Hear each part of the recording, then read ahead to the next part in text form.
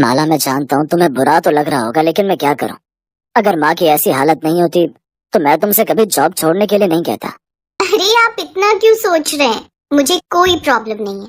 और वैसे भी इतने साल खूब जॉब कर लिया और खूब नाम भी कमा लिया। अब तो मुझे भी घर पर रहकर आराम करना है। ओह माला, तुमने तो मेरी बहुत बड़ी टेंशन दूर कर दी। माला भी ये सोचकर खुश थी कि अब वो अपना पूरा ध्यान अपने घर पर और अपनी बीमार सास की सेवा में लगा सकेगी। और फिर एक दिन, सुनिए, महेश भाई आपसे कुछ कहना चाहते हैं। तुम्हारा सोर्स लगाया जा रहा है, इसका मतलब बात कुछ गंभीर है। बोलो भाई। भैया वो मैं दरअसल वो कॉलेज में नहीं कॉलेज में नहीं, वो असल में मेरा एक दोस्त है रवि। मैं उसके घर गया था एक दिन। तो क्या किया उसके घर पर? माला, तुम बताओ जल्दी, क्या कांड किया इसने? ओफो, कोई कांड नहीं किया है। भैया आप तो रहने दो, मैं ही बता देती हूँ इन्हें सब कुछ। असल में महेश भैया का एक दोस्त है रवि और उसकी एक छोटी बहन है राम्या। महेश भैया और वो एक दूसरे से शादी करना चाहते हैं। अच्छा, तो ये बात है। वैसे करता क्या है तुम्हारा ये दोस्त? और उसकी बहन, वो कहाँ तक पढ़ी लिखी है? भैया, रवि का लेडीज कॉस्मेटिक्स का बिजनेस है और राम्या उसने ब्यूटिशियन का कोर्स किया हुआ है। बहुत टैलेंटेड है। शादी के बाद वो अपना ब्यूटी पार्लर खोलना चाहती है। सोचिए ना भैया, कितना अच्छा हो जाएगा। घर में आपके और मेरे अलावा एक और कमाने वाला हो जाएगा। तो जरा थम जा छोटे, तेरी और मेरी कमाई बहुत है इस घर को चलाने के लिए। बल्कि मदद की जरूरत तो माला को है। घर में कितने काम होते हैं और माँ को भी तो संभालना होता है इसे। आप इस सब की चिंता मत कीजिए, मैं सब संभाल लूंगी। अब राम्या का बड़ा मन है शादी के बाद ब्यूटी पार्लर खोलने का, तो इजाजत दे दीजिए ना अब मेरी खातिर। अब देवेश के पास ना कहने की कोई वजह ही नहीं थी, क्योंकि माला खुद चाहती थी कि उसकी देवरानी अपना ब्यूटी पार्लर चलाए और वो खुद घर संभाले। लेकिन जो आगे होने वाला था उसकी उम्मीद माला को बिल्कुल नहीं थी। महेश और राम्या की शादी के एक हफ्ते के अंदर ही राम्या के नए ब्यूटी पार्लर की ओपनिंग थी। और ठीक उसी दिन, अरे अरे भाभी, आप ये क्या कर रही हैं? नीचे रखिए ये सब। सॉरी राम्या, मैंने सोचा ये सामान उधर रख दूंगी तो मेहमानों के बैठने के लिए ज्यादा जगह हो जाएगी। भाभी, ये मेरा पार्लर है और यहाँ कौन सी चीज कहाँ रहेगी मैं डिसाइड करूंगी। आप ना बस वही कीजिए जो आपको आता है। जाइए बाहर, सबको पानी चाहिए। राम्या ने अपनी बातों से ये साफ जाहिर कर दिया था कि वो माला को अपने सामने कुछ नहीं समझती और उसकी ये सोच वक्त के साथ और मजबूत होती गई। राम्या, आ जाओ, नाश्ता रेडी है और मैं भी रेडी हूँ पार्लर जाने के लिए। अब आपके इस नाश्ते के चक्कर में मैं अपने क्लाइंट को वेट तो नहीं करवा सकती ना। अब आप ऐसा कीजिए, मेरा ब्रेकफास्ट और लंच भी पैक करके पार्लर भिजवा दीजिएगा। Okay, bye. ये कहकर राम्या घर से निकल गई और उसके जाते ही देवेश ने गुस्से से अपने छोटे भाई महेश से कहा, महेश, ये क्या चल रहा है? एक तो तुम्हारी पत्नी घर में टिकती नहीं, ऊपर से हुक्म तो ऐसे चला रही है जैसे वो इस घर की मालकिन हो और माला इस घर की नौकरानी। अरे नहीं नहीं, आप कुछ ज्यादा ही सोच रहे हैं। वो राम्या पूरा दिन पार्लर में बिजी रहती है ना, तो बहुत थक जाती है वो। और मैं आपको और महेश भैया का टिफिन तो पैक करती ही हूँ, साथ में राम्या का भी कर दिया करूंगी। क्या ही फर्क पड़ जाएगा उससे? फर्क पड़ेगा माला, और ये बात जब तक तुम समझोगी तब तक बहुत देर हो चुकी होगी। ये कहकर देवेश बिना कुछ खाए ही उठकर वहाँ से चला गया। और फिर उसी रात, राम्या, मुझे तुमसे कुछ बात करनी थी। हाँ बोलो ना। देखो राम्या, जैसे भाभी इस घर को संभालती हैं, वैसे तुम्हारी भी कुछ जिम्मेदारियां हैं। मुझे लगता है पार्लर के साथ साथ तुम्हें थोड़ा वक्त घर को भी देना चाहिए। और मैं भी तुम्हारी भाभी की तरह बन जाऊं हाउसवाइफ, जिसे हर चीज के लिए अपने पति के सामने हाथ फैलाने पड़ते हैं।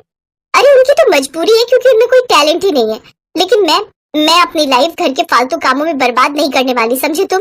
मेरा पार्लर बहुत अच्छा चल रहा है और इस बात से अगर तुम्हारी भाभी को जलन हो रही है तो that's not my problem. Ramya, क्या बोल रही हो और किसके बारे में बोल रही हो? हाँ, तुम जानती भी हो भाभी के बारे में तुम्हें पता ही क्या है? सब पता है मुझे। तुम्हारी भाभी उन लड़कियों में से है जो पहले अपनी पढ़ाई पर माँ बाप के पैसे बर्बाद करवाती है, उसके बाद करना धरना तो कुछ होता नहीं, तो जिंदगी भर पति की कमाई चाहिए, उसके लिए फिर चाहे अपनी बेइज्जती क्यों ना करवानी पड़े। राम्या कुछ सुनने को तैयार ही नहीं थी। उसने ना तो अपना रवैया बदला और ना ही अपना नजरिया। वो रात को देर तक पार्लर में रहती और फिर सुबह देर से उठती और उठते ही तैयार होकर फिर से पार्लर चली जाती। दूसरी तरफ माला के ऊपर अब काम का बोझ और बढ़ गया। और फिर एक दिन, राम्या, भाभी की तबीयत ठीक नहीं है तो तुम कुछ दिनों के लिए पार्लर मत जाओ। मैं भी छुट्टी ले लेता हूँ, तुम घर संभालो और मैं माँ को देख लेता हूँ। सॉरी महेश, बट मैं तो अगले 15 दिनों की अपॉइंटमेंट्स कर चुकी हूँ और ऐसे एंड मोमेंट पर मैं मना कैसे कर सकती हूँ? मुझे पार्लर तो जाना पड़ेगा। अब रही बात घर के कामों की, तो तुम उसकी टेंशन मत लो, मैं आज ही एक मेड का इंतजाम कर देती हूँ। और वैसे भी जो काम एक मेड कर सकती है उसमें मैं अपना टैलेंट और एनर्जी वेस्ट क्यों करूँ? अरे पर भाभी तो। महेश, तुम्हारी भाभी घर के कामों के अलावा और कुछ नहीं कर सकती, इसलिए उनकी बात अलग है। पर मैं जो कर रही हूँ वो घर संभालने से कहीं ज्यादा इम्पोर्टेंट है। और मैंने कहा ना, शाम तक मेड का इंतजाम हो जाएगा। चलो अब मैं चलती हूँ, मुझे लेट हो रहा है। ये कहकर राम्या चली गई और महेश अफसोस के अलावा कुछ न कर सका। लेकिन वो कहते हैं ना, ऊपर वाले के घर देर जरूर है पर अंधेर नहीं। उसी शाम कुछ ऐसा हुआ जिसके बारे में किसी ने नहीं सोचा। महेश, मेरी मदद करो, वो लोग यहीं आ रहे हैं। मैं मुझे कहीं छुपा लो महेश। अरे पर हुआ क्या? तुम किससे डर रही हो और क्यों? कौन है आप लोग? हम कौन है ये इम्पोर्टेंट ना है, पर हम क्या करने वाले हैं ये पूछो आप तो।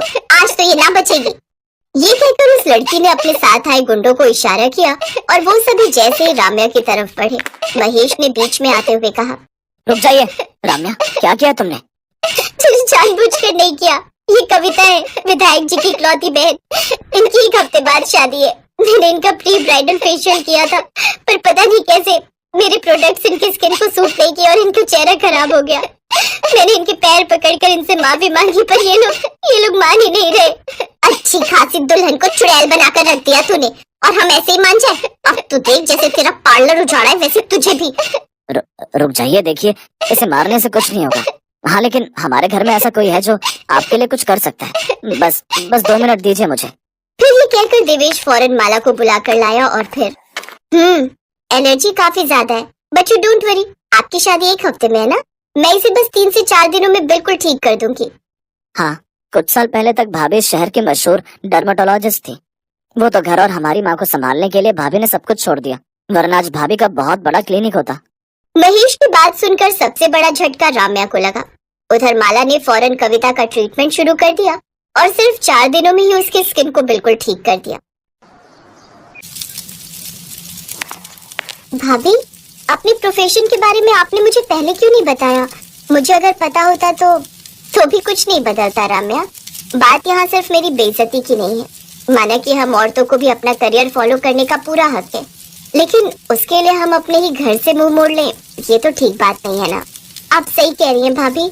अब से मैं पार्लर के साथ साथ घर के कामों में भी आपका हाथ बटाऊंगी।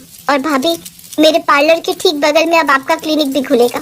ये मेरा वादा है आपसे, और शायद मेरी गलतियों का प्रायश्चित भी।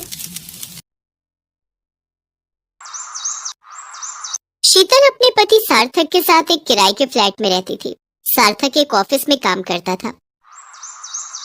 शीतल, तुम कह रही थी ना कि तुम्हें राशन और घर के खर्चों के पैसे चाहिए थे, और जो तुमने प्रिया की शादी के लिए साड़ी और सूट खरीदे थे उनके पैसे दे रहा हूँ, तुम देख लेना इसमें से जिनके देने।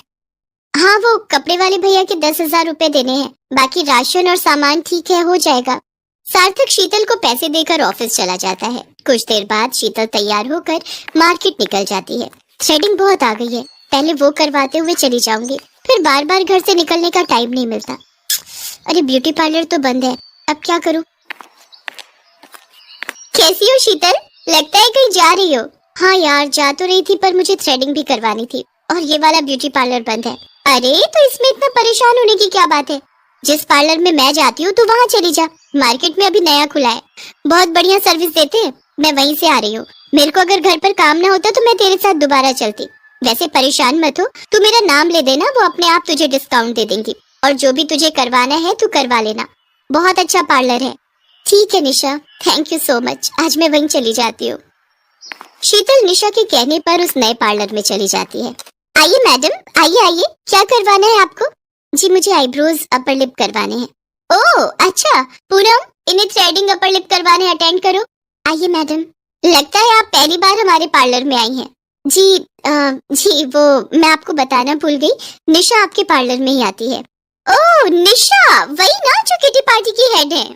जी वही निशा, उसने ही मुझे आपका ब्यूटी पार्लर बताया था। ब्यूटी पार्लर वाली बहुत लालची थी। वो ऐसे ही रोज नए नए और स्वभाव के सीधे कस्टमर्स को फंसाती थी। आज उसके हाथ एक नया शिकार फंस गया था। वैसे कुछ भी कहिए, निशा जी तो अपनी स्किन का बहुत ख्याल रखती हैं। पर मैडम, आपकी स्किन बहुत डल लग रही है। आप फेशियल क्लीनअप नहीं करवाते क्या? आप एक बार चॉकलेट फेशियल लेकर देखिए, हमारा खुद का ब्रांड है। आपकी स्किन बिल्कुल फ्रेश हो जाएगी। आजकल कितना पोल्यूशन भी हो गया है, सारी गंदगी भी फेस पर आ जाती है। आप एक बार ये फेशियल करवा कर देखो मैडम। शीतल शीशे में अपना चेहरा देखते हुए सोच में पड़ जाती है। फिर वो घड़ी की तरफ देखती है। अभी दोपहर के 12 बजे थे। क्या करूँ, सारा दिन घर पर किचन में गैस के आगे खड़ी रहती हूँ तो डल हो गया है। क्या ये फेशियल करने से ठीक हो जाएगा मेरा चेहरा? बिल्कुल मैडम, आप करवा कर देखो, रिजल्ट्स आपको पता चल जाएगा कि हमारा पार्लर पूरे शहर में फेमस है। ठीक है, आप कर दो फेशियल। सीमा, तो मैडम का चॉकलेट फेशियल कर दो, और मैम को पानी चाय कॉफी कुछ लें तो पूछ लो। क्या लेंगी आप? जी बस पानी लूंगी। ओके, मैडम को पानी दो। वैसे आप ये रेगुलर कराते रहा करो। आप ना हमारे पैकेजेस ले लो, वो आपको सस्ते पड़ेंगे। अभी बालों के लिए भी काफी अच्छे अच्छे प्रोडक्ट्स आए हैं। वैसे आप बालों में कुछ नहीं करवाती? निशा जी ने तो अभी कुछ दिन पहले ही ग्लोबल करवाए हैं। आप बालों में ग्लोबल करवा लीजिए, अभी स्कीम में बहुत सस्ती। बाल बहुत सुंदर लगेंगे, साथ में स्मूथनिंग और कैरेटिन आपके बालों के लिए बहुत जरूरी है। शीतल अपने बाल शीशे में देखने लगती है। वो धीरे धीरे ब्यूटी पार्लर वाली की बातों में आने लगी थी। क्या करूं, शादी के बाद अपने ऊपर ध्यान ही नहीं दे पाती हूँ, घर के काम ही नहीं खत्म होते। अरे मैडम, थोड़ा अपने बारे में भी सोचना चाहिए। आपके पास मौका है, आज बाल भी करवा लो, देखना आपका लुक कितना बदल जाएगा। शीतल मन में सोचने लगती है। तभी मैं कहूँ, निशा इतनी सुंदर बनकर कैसे घूमती है? मैं तो उससे ज्यादा सुंदर हूँ, और ये सब करा के तो मैं और भी सुंदर बन जाऊंगी। ओके, आप ग्लोबल कर दो, वो जो आप पैकेज बोल रहे हो उसमें। Okay madam. भैया, इनका ग्लोबल भी करना है, आप बता दो कौन सा ग्लोबल करना है, कौन सा कलर सूट करेगा? मैडम, सीमा कह रही है कि चॉकलेट फेशियल का फेस पैक खत्म हो गया है, वही लगाना रह गया है, अब वो क्या लगाए? अच्छा चलो कोई बात नहीं, मैम को वो बढ़िया वाला D10 पैक लगा दो, और हाँ, मैम के लिए स्पेशल जेल भी मिक्स कर लेना। एक काम करो, ये लो, ये विटामिन के कैप्सूल, ये भी मिला लो। शीतल को 4 से 5 घंटे वहाँ हो चुके थे और उसका सारा काम निपट गया था। मैडम, आपको हमारी सर्विस पसंद आई है तो दोबारा जरूर करवाना। देखिए आप में कितना बदलाव आ गया। आपने ग्लोबल हेयर करवाए हैं, वो भी पहली बार, तो आपको शैम्पू भी स्पेशल यूज करना चाहिए। भैया, जो खासकर कलर्ड बालों की केयर के लिए शैम्पू हमने पार्लर में रखे हुए हैं, वो मैम को दिखा दो। Okay madam. ये वाले, हाँ, नॉर्मल शैम्पू से बाल खराब हो सकते हैं। अब आप इतने पैसे लगा ही रहे हो तो ये एक शैम्पू और ले लीजिए, सिर्फ 1500 रुपए का है। शीतल अब पूरी तरीके से झांसे में आ चुकी थी। ओके, दे दीजिए। ओके मैडम, आपको ये पैकेज बहुत सस्ता पड़ा, 20,000 रुपीज ओनली, जिसमें आपको सभी चीजों में डिस्काउंट मिला है, और साथ में ये हमारे पार्लर की तरफ से एक बालों का ब्रश मुफ्त में। ये हमारे खास कस्टमर्स को ही गिफ्ट दिया जाता है। क्या 20,000 रुपए का बिल? मैं तो आईब्रो अपर लिप के लिए सोच कर आई थी, पर इतना खर्चा हो गया। ये पैसे तो जरूरत के खर्चे के रखे थे, सब खर्च हो गए, अब इन्हें क्या जवाब दूंगी? मेरा तो पूरा पर्स खाली हो गया। यहाँ ब्यूटी पार्लर में मैंने सारे पैसे खर्च कर दिए, पूरे 20,000 रुपए। मुझे क्या जरूरत थी इतने महंगे ग्लोबल फेशियल ये सब करवाने की? काश मैं निशा की बातों में आकर इस महंगे नए पार्लर में ना आती। मेरा अपना वही ब्यूटी पार्लर सस्ता और अच्छा है जहाँ मैं हमेशा जाती हूँ। इस नए ब्यूटी पार्लर में आकर मैंने बहुत बड़ी गलती कर दी। तभी कहते हैं, कभी किसी की बातों में नहीं आना चाहिए। शीतल ने सचमुच आज लालची ब्यूटी पार्लर वाली के झांसे में आकर जरूरत के सारे पैसे खर्च कर दिए।